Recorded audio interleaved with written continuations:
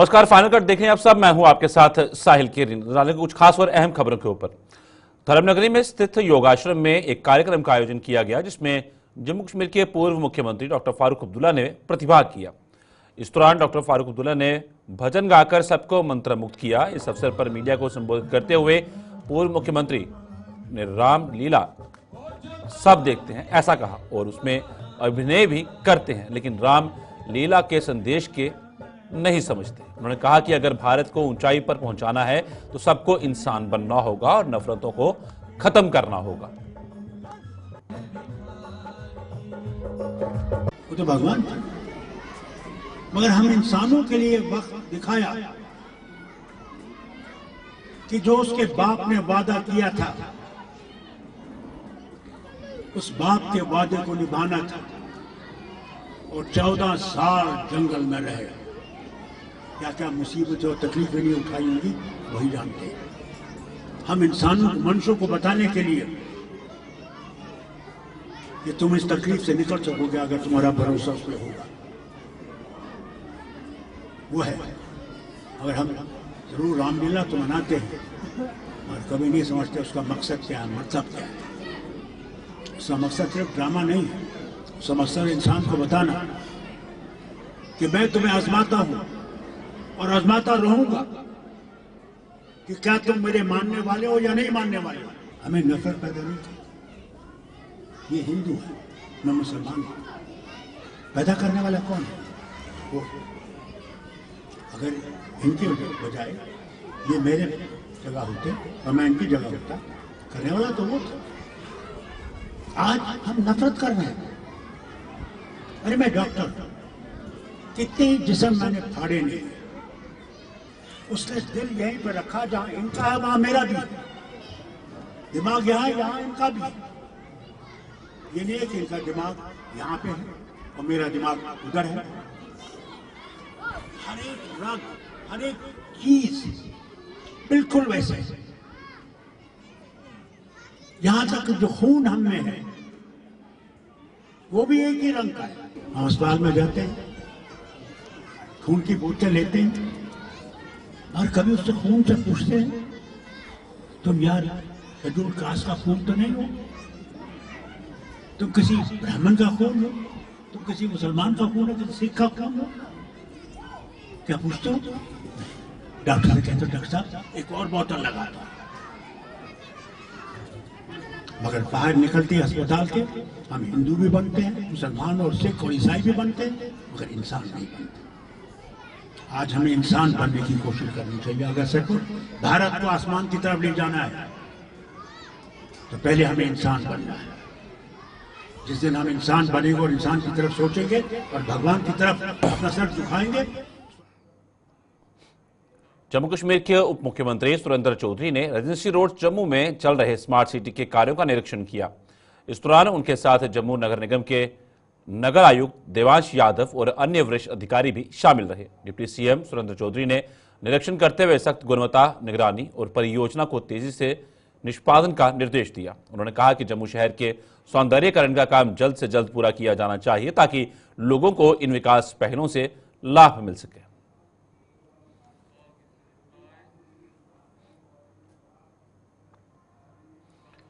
राजौरी के गांव भड़ाल की रहस्यमयी बीमारी को लेकर बुद्धल के विधायक जावेद चौधरी ने जीएमसी अस्पताल जम्मू के प्रिंसिपल पर गंभीर आरोप लगाए हैं। उन्होंने जीएमसी अस्पताल जम्मू के प्रिंसिपल पर निशाना साधते हुए कहा कि अगर इस बीमारी से पीड़ित किसी भी जान जाती है तो इसकी जिम्मेदारी जीएमसी जम्मू के प्रिंसिपल की होगी।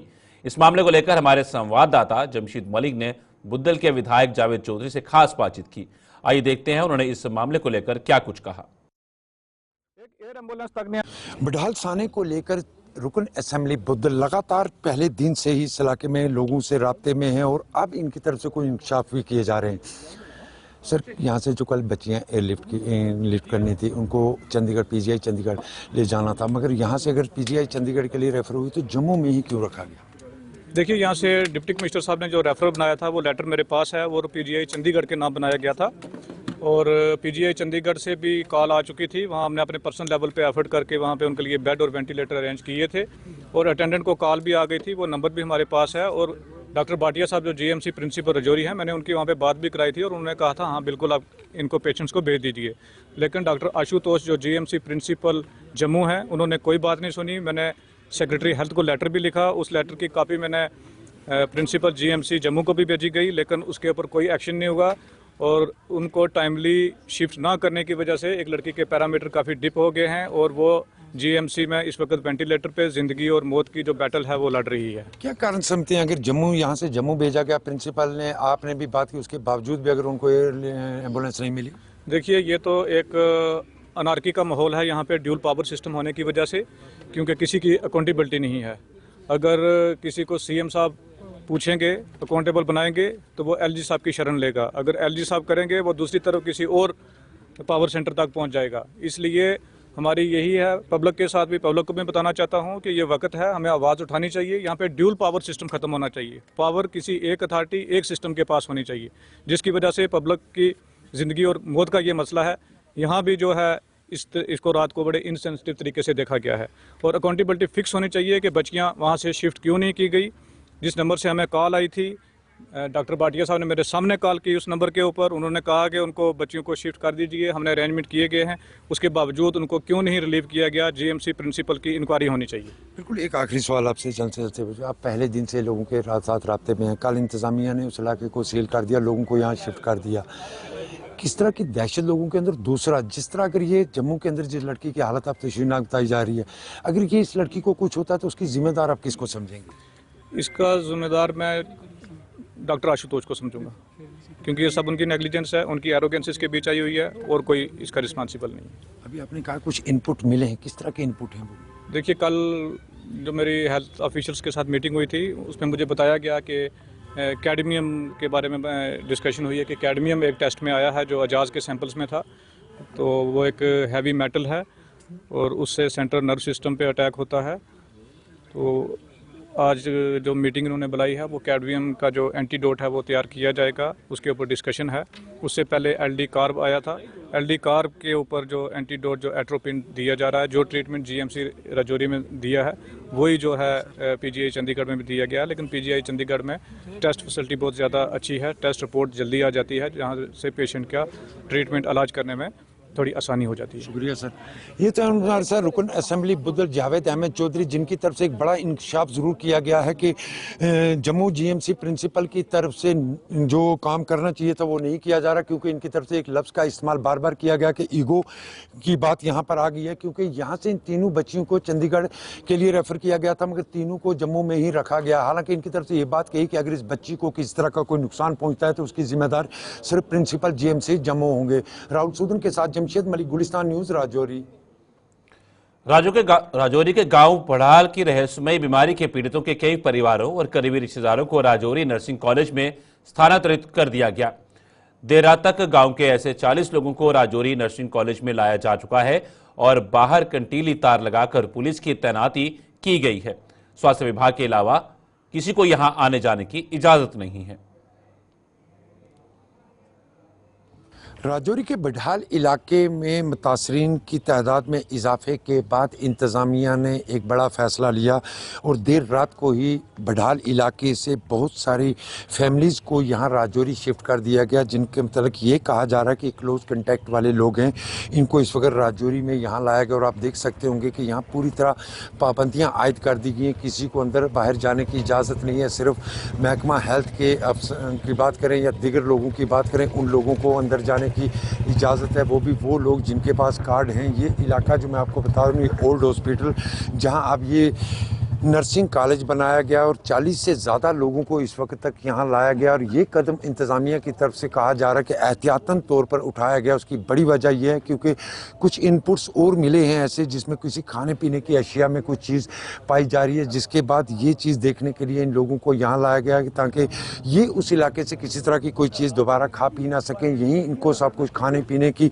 अशिया के साथ दीगर तमाम सामान यहाँ दिया जा रहा है। और इंतज़ामिया की तरफ से ये कदम इसलिए उठाया गया है ताकि लोगों की हिफाजत की जाए और इन लोगों को जितना हो सके महफूज किया जाए। थोड़ी देर पहले रुकन असेंबली बुद्दल जावेद चौधरी ने भी एतमान कहा कि जो सेंटर बनाया गया इसके अंदर इंतज़ामिया की तरफ से जो तैयारियां की गई उस पर वो पूरी उम्मीद नजर आए कि अच्छी तैयारियां इंतजामिया की तरफ से की गई हैं। हालांकि लगातार ये मामले जब सामने आए थे उसके बाद काफ़ी तशवीश का माहौल था, मगर आज राहत भरी खबर सुबह से लेकर ये है कि किसी तरह का कोई ऐसी खबर सामने नहीं आई जिसमें कोई मजीद शख्स मुतासर हुआ हो। मगर इंतजामिया की तरफ से एहतियातन तौर पर इन लोगों को इस वक्त राजौरी में लाया गया। ये वो लोग हैं जो क्लोज कंटेक्ट के या उन फैमिलीज़ के हैं जिन लोगों ने अपनी लोगों की जानें खोई हैं। उसके बाद इन लोगों की हिफाजत के लिए इंतज़ामिया ने इन लोगों को यहाँ लाया ताकि इनकी देख रेख की जाए। और यहाँ पर ज़िला इंतज़ाम के अफसरान के साथ मेडिकल और जम्मू कश्मीर पुलिस के जवान और अफसरान भी तैनात आपको नज़र आएंगे। ये अपना काम करते हैं, ये नज़र आएंगे क्योंकि इसके अंदर किसी को भी जाने की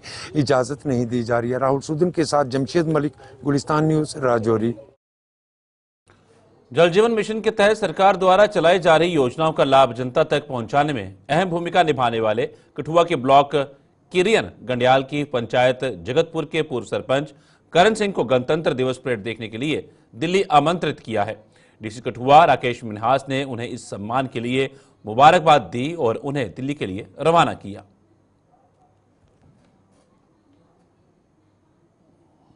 कार्य बहुत प्रगति पे है, तो ये बड़ी खुशी की बात है कि हमारे जगतपुर के जो सरपंच हैं करण सिंह जी, इनको वहाँ पे नेशनल लेवल पे जो कार्यक्रम है 26 जनवरी को, वहाँ पे इनको सम्मानित करने के लिए बुलाया गया।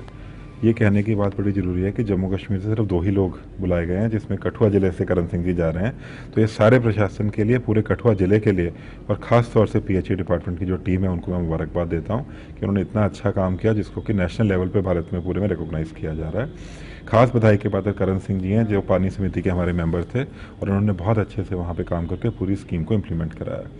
इनके पूरे गांव में आज हर घर में पानी जाता है और इनकी यही जो हमारी PHE डिपार्टमेंट की प्लस करण सिंह की जो मेहनत है पानी समिति की, उसको वहाँ पे दर्शाने के लिए इनको राष्ट्रीय स्तर पर दिल्ली 26 जनवरी में बुलाया गया।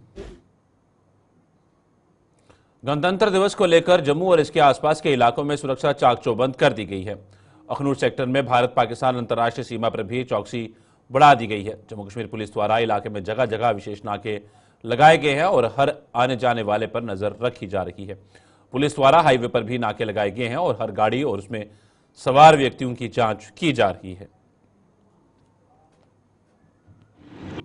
देखिए, हम जम्मू डिस्ट्रिक्ट की बात करें तो मैं SP रूरल हूं और हमारा जो रूरल जोन है इसका जो हम बॉर्डर की बात करें तो district Reasi, district Rajouri, district Udhampur और डिस्ट्रिक्ट सांबा से हमारी बाउंड्री टच होती है। इसके साथ साथ हमारा जो इंटरनेशनल बॉर्डर और LOC का एरिया है वो कम से कम कोई 78 से 80 किलोमीटर का है। तो इन सारी चीज़ों को मद्देनजर रखते हुए और जो आने वाली गणतंत्र दिवस है उसको मद्देनजर रखते हुए जगह जगह पे जो हमारे सिक्योरिटी के हैं नाके जो है वो जगह जगह लगे हुए हैं। हर गाड़ी की जो है वो चेकिंग की जा रही है और इसके साथ साथ जो हमारा बॉर्डर बेल्ट है तो वहाँ से जितनी भी रोड्स हमारे आ रहे हैं तो उन पे भी जो हमारी नाकाबंदी हो रखी है। और साथ ही साथ जो हमारी जो सिस्टर एजेंसीज हैं, क्या वो BSF हो, इंडियन आर्मी हो, उनके साथ मिलके हम लोग जो हैं वो जो बॉर्डर रोड्स को हम कवर कर रहे हैं। ऑब्जेक्टिव यही है कि जो भी गाड़ियाँ वहाँ से सिटी की ओर आ रही हैं, जम्मू सिटी की ओर, तो उनको प्रॉपर तरीके से चेक किया जाए ताकि जो आने वाला हमारा गणतंत्र दिवस का जो नेशनल फेस्टिवल है वो पीसफुल तरीके से हम जम्मू में उसको। गणतंत्र दिवस को अब 3 दिन ही शेष रह गए हैं और जम्मू में इस राष्ट्रीय पर्व की तैयारियां जोरों पर चल रही हैं। बिजनौर के गांव कन्हल अप्पर में उम्मीद स्कीम के तहत ग्रामीण क्षेत्र की महिलाएं गणतंत्र दिवस के लिए तिरंगे झंडे बना रही हैं। इन महिलाओं के मुताबिक ये उनका सौभाग्य है कि राष्ट्रीय पर्व के लिए उन्हें तिरंगे झंडे बनाने का अवसर मिला है। इस काम को पाकर इन महिलाओं में भारी उत्साह देखा जा रहा है।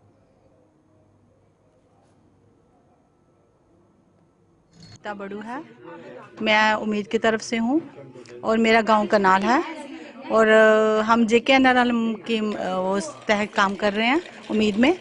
तो हम ये चाहते हैं कि हमारे लिए बड़े गर्व की बात है कि ये जो महिलाएं, ग्रामीण क्षेत्र की जो महिलाएं, बॉर्डर इलाके की, ये हम सब मिलकर ये काम कर रहे हैं। चाहे वो हिंदू हो चाहे मुस्लिम हो, हम सभी बहनें मिलकर काम करती हैं और बड़ा अच्छा लगता है कि हम चाहते हैं हर साल हमें ये अपॉर्चुनिटी मिले और हम ये काम करें। कितने का टारगेट है?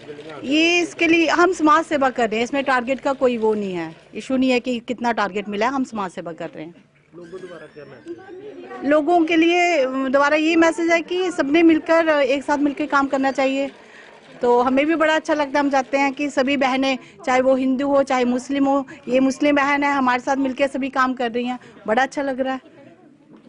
तो एकता में बल है, यही मैसेज है। मेरा नाम नीरू शर्मा है। मैं यही कहना चाहूँगी कि हम देश के लिए तिरंगे बना रहे हैं, सब मिलजुल कर, सभी औरतें, सभी हमारे ग्रुप की जो भी सेल्फ हेल्प ग्रुप की जितनी भी महिलाएं हैं, सब मिलकर तिरंगे बना रही हैं। मेरा यही मैसेज है कि एकता में बल है और इस रिपब्लिक डे पे हर घर में तिरंगा फहराया जाए। मेरा नाम तो रजनी देवी है। मैं सबसे पहले मैं सभी को 26 जनवरी की शुभकामनाएं देती हूँ। मेरा नाम रजनी देवी है, मैं गाँव चकजराला में रहती हूँ। आज मैं कनाल बीओ में आई। हमारी जो सभी बहनें हैं वे हर्षोल्लास से अपने झंडा जो है वो लहरा भी रही हैं, तो वो दिखा भी रही हैं बना के। सभी मिलजुल के हम इस झंडे को बड़े हर्षोल्लास से मिला रहे हैं। और हमारी जो 26 जनवरी है हमारा बहुत खुशी का दिन है ये, और हम इसको खुशी से मनाते हैं। हमारे हिंदू क्या कि हमारे मुस्लिम भी हमारे बीच में जो अभी शामिल हैं, वो भी जो झंडा जो बना रहे हैं हमारे देश के लिए। और मैं एक आप उसे कुछ बोलना चाहिए, 26 जनवरी को भूलना जाना, आज का दिन है ये बड़ा ही सुहाना, मिलके सभी इस दिन को मनाना जैसे उपवन खिलता है। और मेरे भारत का झंडा हमेशा। बढ़ते हैं आगे। जम्मू कश्मीर के जिला सांबा में औषधीय पौधे लगाने के लिए कृषि विज्ञान केंद्र सांबा द्वारा किसानों को जागरूक किया जा रहा है। कृषि विज्ञान केंद्र सांबा में विभिन्न ग्रामीण क्षेत्रों में जाकर किसानों को औषधीय पौधों के फायदे के बारे में जानकारी दी जा रही है। कृषि विज्ञान केंद्र के संजय खजूरिया ने कहा कि किसानों को औषधीय पौधों के फायदे के साथ साथ इसकी मार्किंग कैसे करनी है, इसके बारे में भी जानकारी दी जा रही है।